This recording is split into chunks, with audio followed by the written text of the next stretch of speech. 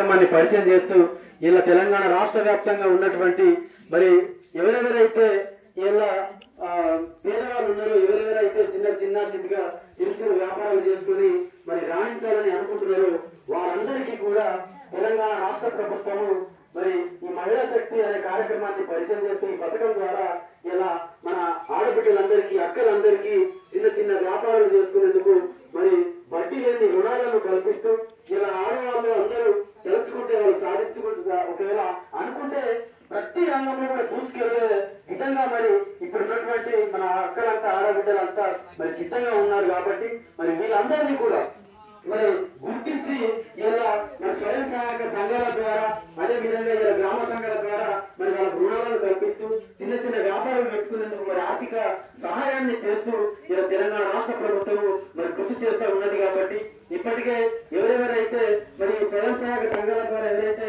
ఇప్పటికే మరి రుణాలు తీసుకున్నారో వాళ్ళు ఇప్పుడు మనం చూస్తున్నాం. కుటుంబ మిషన్లు కావచ్చు, చిన్న క్యాంటీన్లు కావచ్చు, మనకు అందరూ తెలుసు, అక్కడందరూ తెలుసు. చాలా మందికి ఇప్పించిన మరి దాఖలాలు మరి పల్లెటూరులో చాలా ఊళ్ళలో మనం చూసినాం. కాబట్టి వీటన్నింటినీ ఇలా మనం అందరం అయ్యో ఇంట్లో ఒక పెద్ద దిక్కు పని చేస్తే వాళ్ళకి ఆదాయం అంతంత మాత్రమే ఉంటుంది.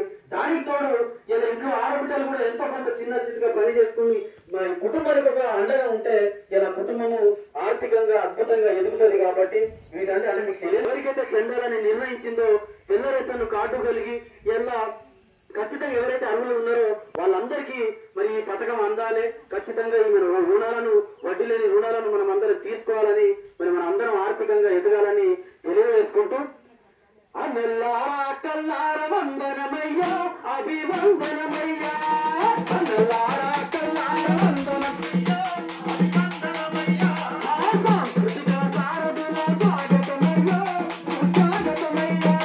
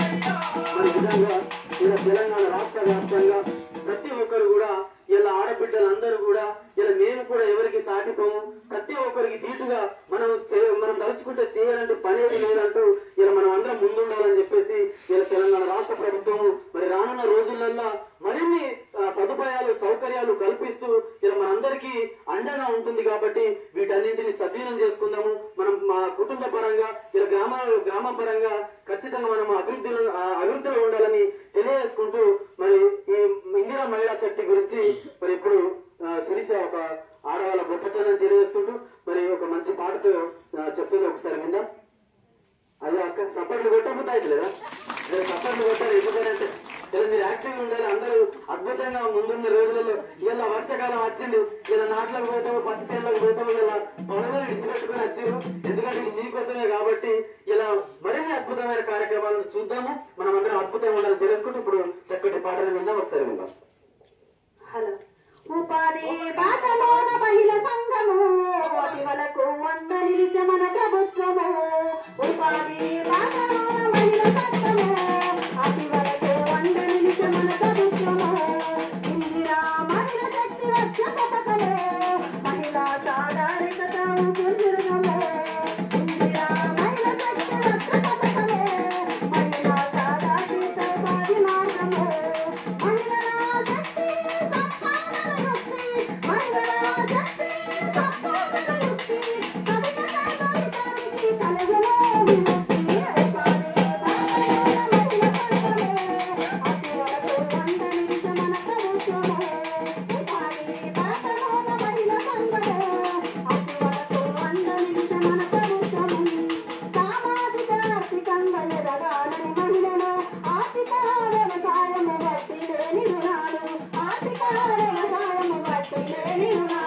జీవ